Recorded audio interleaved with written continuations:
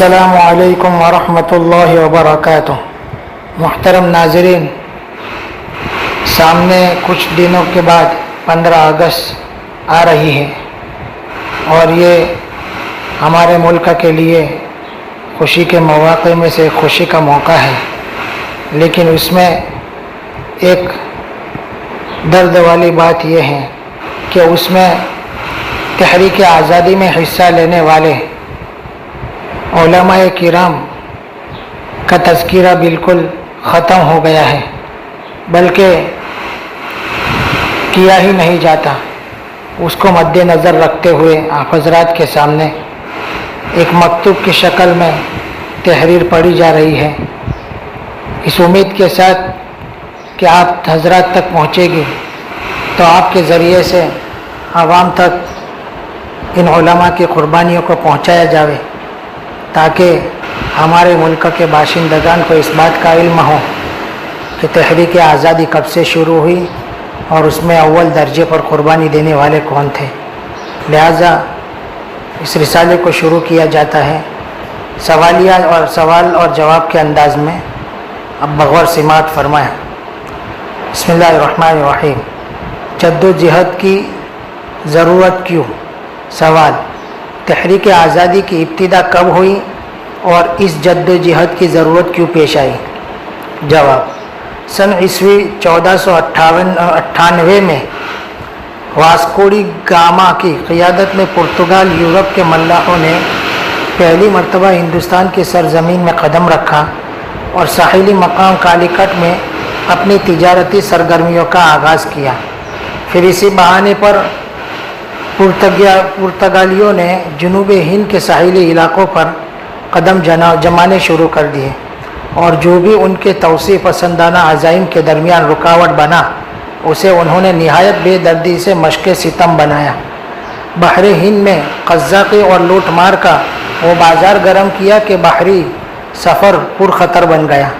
جس علاقے میں انہیں اقتدار حاصل ہوا وہاں انہوں نے لوگوں کو جبراً عیسائی بنا لیا، پادریوں کے نام نہاد دارالقضاء جا بجا قائم کیے جو اپنے مخالفوں کے لیے بدترین اور وحشتناک سزائیں تجویز کرتے تھے۔ پرتگالیوں کی دیکھا دیکھی یورپ کے دیگر ممالک بھی حرص و طمع سے مغلوب ہو کر دولت سمیٹنے کے لیے سونے کی چڑیا کہے جانے والے ہندوستان کی طرف متوجہ ہوئے۔ چنانچہ انگلستان کے 101 تاجروں نے 30,000 پاؤنڈ کا سرمایہ جمع کر کے ایسٹ انڈیا کمپنی کے نام سے ایک کمپنی بنائی اور 1601 میں اس کے جہاز پہلی مرتبہ ہندوستان روانہ کیے گئے۔ انہوں نے اپنا بڑا مرکز بنگال کو بنایا۔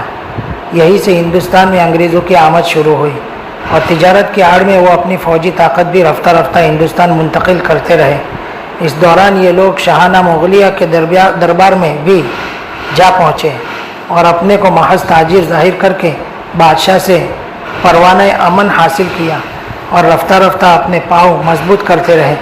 لیکن سلطان اورنگزیب رحمۃ اللہ علیہ کی وفات یعنی سن عیسوی 1707 تک مغلیہ حکومت مضبوط ہونے کی وجہ سے انگریزوں کو باقاعدہ کوئی کامیابی نہ مل سکی، اور اورنگزیب رحمۃ اللہ علیہ کی وفات کے بعد جب دہلی کا مرکز کمزور پڑ گیا اور صوبہ جات میں طوائف الملوکی کا دور شروع ہوا تو اب ایسٹ انڈیا کمپنی نے اپنے بالوں پر نکالنے شروع کر دیے، جس کا پہلا افسوسناک سانحہ 1757 عیسوی میں پلاسی کے میدان میں رونما ہوا، جب بنگال کے نواب سراج الدولہ کی فوجیں اپنوں کی درپردہ سازش کا شکار ہو کر ایسٹ انڈیا کمپنی کی مٹھی بھر منظم فوج کے مقابلے میں شکست سے دوچار ہو گئے، اور اس طرح بنگال میں کمپنی کی عملی حکومت کا راستہ صاف ہو گیا۔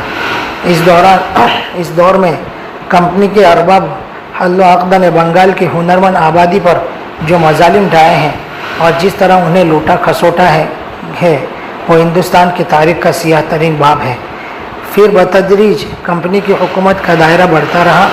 اکثر امرا اور نواب اپنی آپسی چپقلیش کی بنا پر ایسٹ انڈیا کمپنی سے مصالحت پر مجبور ہو گئے، اور آخر میں صرف ایک بہادر اور نڈر جنرل سلطان ٹیپو شہید رحمۃ اللہ علیہ رہ گئے تھے، مگر وہ بھی جب 1799 عیسوی میں انگریز کے مقابلے میں یہ کہتے ہوئے شہید ہو گئے کہ شیر کی زندگی کا ایک لمحہ گیدڑ کی 100 سالہ زندگی سے بہتر ہے، تو انگریز فوج کے کمانڈر लॉर्ड हार्स ने सुल्तान शहीद की लाश देखकर बेइख्तियार ये कहा था कि आज से हिंदुस्तान हमारा है। सारे हिंदुस्तान को बिल वास्ता या बिला वास्ता ज़ेर नगी करने के बाद अब अंग्रेज़ का निशाना दिल्ली का पाए तख्त था, जहाँ मुगलिया हुकूमत का चिराग टिमटिमा रहा था। 1800 ईस्वी के आखिर में लॉर्ड डेट की क़ियादत में अंग्रेज़ फ़ौजें दिल्ली की तरफ बढ़ने लगी। मुगलिया इक़्तिदार के मुहाफ़िज़ फ़ौजें अंग्रेज़ों की ताकत के सामने न ठहर सके और सन ईस्वी 1803 में अंग्रेज़ फातिहाना दिल्ली में दाखिल हुए और मजबूर व मक़हूर बादशाह शाह आलम से बजबर व कहर मुआहदा लिखवा लिया कि खल्क़ खुदा की, मुल्क का बादशाह सलामत का और हुक्म कंपनी बहादुर का। यह ऐलान इस बात का इजहार था कि अब हिंदुस्तान से इस्लामी इक़्तिदार रुखसत हो चुका है। अदल इंसाफ और अमानत और ख़यानत की बातें ख्वाब ख़याल बन गई हैं। अदल इंसाफ और अमानत की बातें ख्वाब ख़याल बन गई हैं। इंसानियत दम तोड़ रही है और उसकी जगह जुल्म व सितम, वहशत व बर्बरियत, इस्तेमारियत और फस्तायत की मुहिम कटा छाती जा रही है। अंग्रेज़ के ज़ेर नगी इलाकों के मजालिम की बाज़गश्त अब दूर दूर तक सुनाई जाने लगी थी। एहसास हर एक को था, मगर उमरा व दौलत अपनी बची कुची नवाबी को बचाने के लिए और अवाम अपनी जाबख्शी के लिए अंग्रेज़ों और उसकी हलीफ ताकतों के ख़िलाफ़ ज़ुबान खोलने के रवादार न थे। मगर एक बोरिया नशीन फ़कीर दिल्ली में बैठकर अपनी बेमिसाल चश्मे बसीरत से मुस्तक़बिल का नक्शा खुले बंदू देख रहा था। उसको ये चश्मे बसीरत अपने वालिद माजिद हुज्जतुल इस्लाम वल मुस्लिमीन शाह वलीउल्लाह मुहद्दिस देहलवी रहमतुल्लाह अलैह के वरसा में मिली थी, जिनकी अथर अंगेज़ तरबियत ने इस नूरे जिगर को वाकई अलवलद सिर्रुन ला बैअहु का मिस्ताक बना दिया था। ये सपूत कोई और नहीं, ये फ़कीर कोई गैर मारूफ नहीं, बल्कि वो ज़ात थे जिसको आज दुनिया मसनदुल हिंद शाह अब्दुल अज़ीज़ मुहद्दिस देहलवी रहमतुल्लाह अलैह के नामे नामी इसमें गिरामी से याद करते हैं। चुनांचे हज़रत शाह साहब रहमतुल्लाह अलैह ने ऐसे नाजुक माहौल में इंतहाई जुर्रत व हमियत और दीनी गैरत का मुजाहरा करते हुए दिल्ली पर अमलन कंपनी की हुकूमत कायम हो जाने के बाद एक तफसीली फतवा जारी करके हिंदुस्तान के दारुल हर्ब होने का ऐलान किया। यही फतवा हिंदुस्तान की जद्दोजहद आज़ादी का नुक्ता आगाज़ है, जिसने दर्दमंदान मिल्लत के दिल में ये उमंग पैदा की कि अब मादर वतन में इस्लाम और दीन की हिफाजत के लिए सफ़ेद फाम इस्तेमार से टक्कर लेना लाजमी है। हज़रत शाह अब्दुल अज़ीज़ रहमतुल्लाह अलैह का फ़तवा। सवाल: हज़रत शाह अब्दुल अज़ीज़ मुहद्दिस देहलवी रहमतुल्लाह अलैह का फ़तवा क्या था? जवाब: आपका असली फ़तवा फ़ारसी ज़ुबान में है, जो आपके फतवा में सफ़ा नंबर 17 पर शाये हो चुका है, जिसका उर्दू तर्जुमा झेल में पेश है। इस शहर में इमामुल मुस्लिमीन का हुक्म बिल्कुल जारी नहीं है और ईसाई अफसरान का आर्डर बिला रोक टोक जारी है और अहकाम कुफ्र जारी होने का मतलब ये है कि मुल्क दारी रियाया के इंतज़ामात, खिराज, बाज और उश्र, अमवाल तिजारत, डाकुओं और चोरों से हिफाजत के इंतज़ामात, निज़ाआत के फ़ैसलों और जराइम की सज़ाएँ के मुक़द्दमात में काफिर ही बतौर हाकिम मुकर्रर हो गए हैं। और यहाँ अगरचे उन्होंने बाज़ अहकाम इस्लाम मसलन जुमा, ईदैन, अज़ान और गाय के ज़बीहा से कोई फ़िलहाल तारुज़ नहीं किया, लेकिन इन चीज़ों के असले उसूल यानी मजहबी आज़ादी और शाइर इस्लाम की हैसियत उनकी नज़र में क़त्अन बेहैसियत और फजूल है। इसी वजह से वो मस्जिदों को बेतकल्लुफ़ मिस्मार कर देते हैं और कोई भी मुसलमान या जी उनकी इजाज़त और अमान के बग़ैर इस शहर में दाखिल नहीं हो सकता। फतवा का क्या असर हुआ? सवाल: हज़रत शाह साहब रहमतुल्लाह अलैह के फतवा के बाद उसके तकाज़ों पर अमल करने के लिए क्या तरीक़े अपनाए गए और उनका आवाम व ख़वास पर क्या असर हुआ? जवाब: हज़रत शाह अब्दुल अज़ीज़ रहमतुल्लाह अलैह ने सबसे पहला ये काम किया कि 1808 ईस्वी में महाराजा जसवंत राव और उनके मुँह बोले भाई नवाब अमीर ख़ान ने جب انگریز کے خلاف متحدہ محاذ قائم کیا تو آپ نے اپنے خاص مرید اور معتقد حضرت سید احمد رائے بریلوی کو نواب امیر خان کی فوج میں شامل ہونے کا حکم دے دیا۔ سید صاحب تقریباً 7 سال اس فوج سے وابستہ رہے، اور جب آپ نے دیکھ لیا کہ نواب امیر علی خان بھی انگریز سے صلح کا ارادہ رکھتا ہے تو 1816 عیسوی میں آپ اس کی فوج سے علیحدہ ہو کر دہلی تشریف لے آئے، ایک نئی اور باقاعدہ تحریک۔ سوال: سید صاحب رحمۃ اللہ علیہ کی دہلی واپسی کے بعد کیا منصوبہ بنایا گیا؟ جواب: اب کام کی ترتیب یہ طے کی گئی کہ سید احمد رائے بریلوی رحمۃ اللہ علیہ کی قیادت میں اور حضرت شاہ اسماعیل شہید رحمۃ اللہ علیہ اور حضرت مولانا عبدالحی رحمۃ اللہ علیہ جیسے جلیل القدر علماء کے مشاورت میں ایک جماعت تشکیل کی جائے جو ملک کے طول و عرض کا دورہ کر کے عوامی اصلاح کا کام انجام دے اور ان میں انقلاب کی روح بیدار کرے۔ عوام میں دینی اسپرٹ پیدا کیے بغیر جہاد کا تصور ہی دشوار تھا، اس لیے ضرورت تھی کہ عوام کو شرک و بدعت کی گھنکور اندھیریوں سے نکال کر عقائد صحیحہ سے آراستہ کیا جائے اور ان کی ایمانی قوت کو اتنا مضبوط کر دیا جائے کہ وہ دین کے لیے ہر مصیبت بآسانی برداشت کرنے کے لیے تیار ہو جائے۔ سید احمد رائے بریلوی رحمۃ اللہ علیہ کا انتخاب کیوں؟ سوال: اس جماعت کی سربراہی حضرت سید احمد شہید رحمۃ اللہ علیہ کے حوالے کیوں کی گئی؟ جواب: حضرت سید احمد صاحب رائے بریلوی رحمۃ اللہ علیہ کم عمر ہونے کے باوجود کئی ایسی امتیازی خصوصیات کے حامل تھے جو آپ کے دیگر رفقا میں اس درجے کی نہ پائی جاتی تھی۔ مثلا آپ کے بے مثل روحانی کمالات، جس کی بنا پر خود حضرت شاہ عبدالعزیز محدث رحمۃ اللہ علیہ نے اپنے اعزاء و اقارب کو ہدایت کر دی تھی کہ وہ سید صاحب رحمۃ اللہ علیہ کے دستے مبارک پر باقاعدہ بیعت طریقت کرے، اور اس روحانیت کا اثر بہت جلد لوگوں نے آنکھوں سے دیکھ لیا کہ نہایت مختصر مدت میں ہزار عوام و خواص نے آپ کے دامن فیض سے وابستہ ہو کر اپنی آخرت سنوار لی اور راہ ہدایت پر گامزن ہو گئے۔ دوسرے یہ کہ آپ 7 سال نواب امیر خان کے لشکر میں رہ کر محاذ جنگ کا جو عملی تجربہ حاصل کر چکے تھے وہ دوسروں کو حاصل نہ تھا۔ جد و جہد کا آغاز۔ سوال: تحریک کا آغاز کس طریقے پر ہوا؟ جواب: حضرت سید احمد شہید رحمۃ اللہ علیہ کی قیادت میں 1818 میں 50 افراد پر مشتمل درد مندان ملت کا قافلہ دہلی سے روانہ ہوتا ہے۔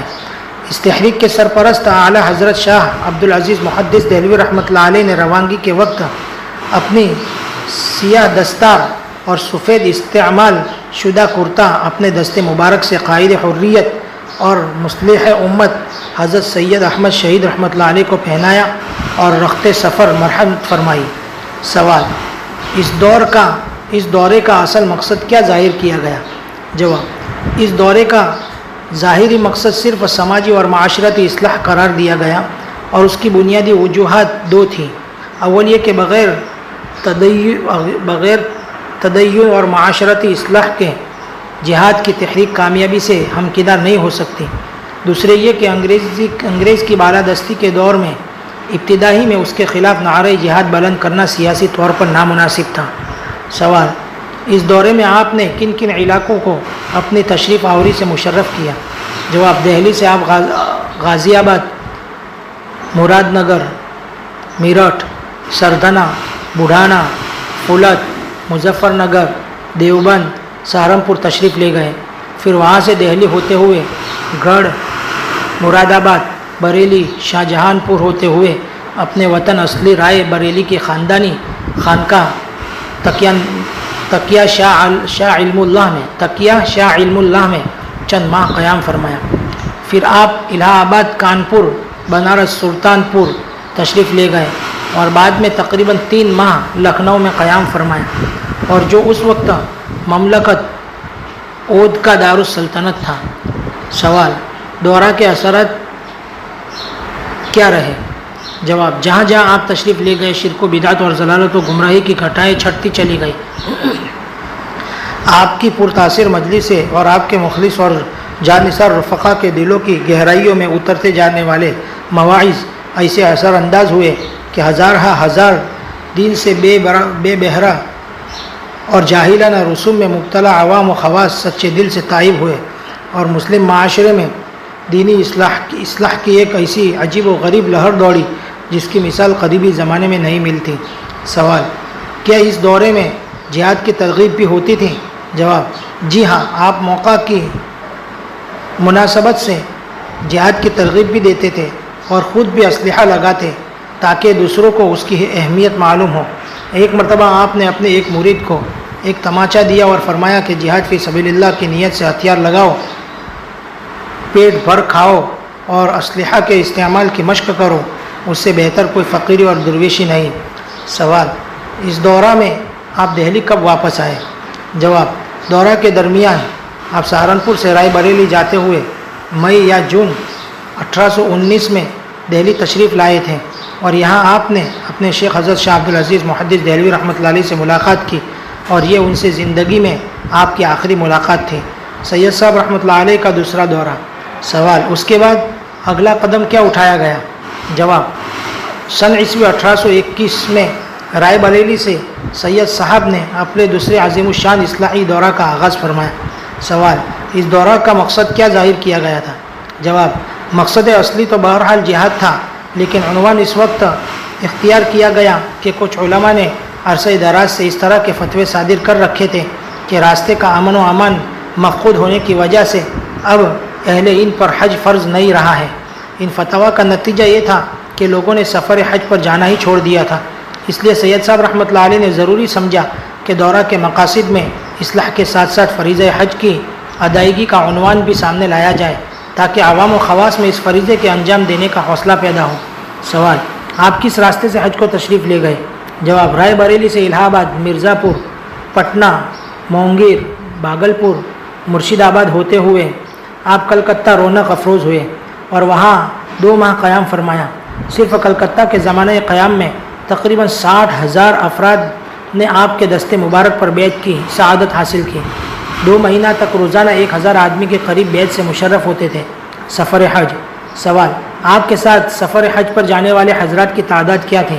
جواب: رائے بریلی سے جب آپ چلے تھے تو 400 افراد آپ کے ہمراہ تھے، لیکن کلکتہ پہنچتے پہنچتے یہ تعداد 800 تک پہنچ گئی۔ چنانچہ سفر کے لیے پانی کے 11 جہاز کرائے پر لیے گئے جن پر یہ مقدس قافلہ روانہ ہوا۔ سوال: حجاز مقدس میں آپ کے قافلے کا کتنے دن تک قیام رہا؟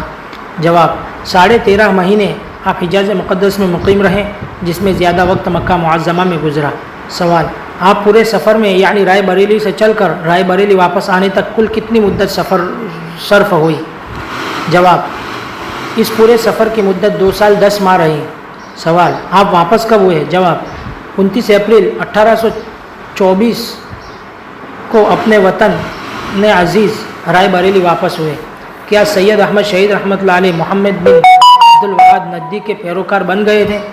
سوال: یہ پروپیگنڈا بہت شدت سے کیا جاتا ہے کہ سید احمد شہید رحمۃ اللہ علیہ اور ان کے رفقا سفر حج کے بعد محمد بن عبدالوہاب کے نظریات سے متفق بلکہ ان کے مبلغ بن گئے تھے اور وہ ہندوستان میں بھی عام مسلمانوں کی رائے کے برخلاف انہی نظریات کی تبلیغ کرنا چاہتے تھے۔ کیا یہ صحیح ہے؟ جواب: یہ سراسر جھوٹا الزام ہے اور انگریز نے سید صاحب رحمۃ اللہ علیہ کی تحریک کو بے اثر کرنے کے لیے ایک باقاعدہ منصوبہ کے تحت اس الزام کی اتنی تشہیر کی کہ آج بھی بہت سے ذہنوں میں یہی بات راسخ ہے۔ حالانکہ تاریخی حوالوں سے یہ بات روز روشن کی طرح آیا ہے کہ محمد بن عبدالوہاب جو اپنے دور کے ایک سخت گیر مسلح تھے یا ان کی تحریک سے سید صاحب رحمۃ اللہ علیہ اور ان کے رفقا اور جماعت کا کبھی بھی کسی طرح کا کوئی رابطہ نہیں رہا۔ محمد بن عبدالوہاب اور ان کے حامی نجدی عمرہ کی حکومت 1746 عیسوی سے 1818 عیسوی تک رہی۔ اس کے بعد ترکی اور مصری فوجوں نے ان کی حکومت کا بالکل خاتمہ کر دیا تھا، حتیٰ کہ نجد میں ان کے صدر مقام ورعیہ کو بھی فتح کر لیا، اور 1818 عیسوی کے بعد ان کا کوئی اثر حجاز مقدس اور حرمین شریفین میں باقی نہیں رہا، بلکہ ان کے بیجا سختیوں کی وجہ سے علماء اور عوام نجدی حکومت سے سخت نفرت رکھتے تھے۔ اسی زمانے میں 1822 عیسوی میں حضرت سید احمد شہید رحمۃ اللہ علیہ حجاز مقدس تشریف لے جاتے ہیں۔ تو اس وقت ان کا وہابی تحریک سے متاثر ہونے کا سوال ہی پیدا نہیں ہوتا۔ خود محمد بن عبد الوہاب بھی 1752 عیسوی میں وفات پا چکے تھے۔ ان سے سید صاحب کی کبھی ملاقات نہیں ہوئی، اس لیے سید صاحب یا ان کے رفقا یا بعد میں پیدا ہونے والے علماء و مجاہدین کو وہابی کہنا انگریز کے شاطرانہ منصوبہ کا ایک حصہ ہے۔ آج بھی بہت سے مسائل میں علماء نجد، وہابیوں اور علماء حق، علماء دیوبند وغیرہ کے درمیان اختلافات موجود ہیں۔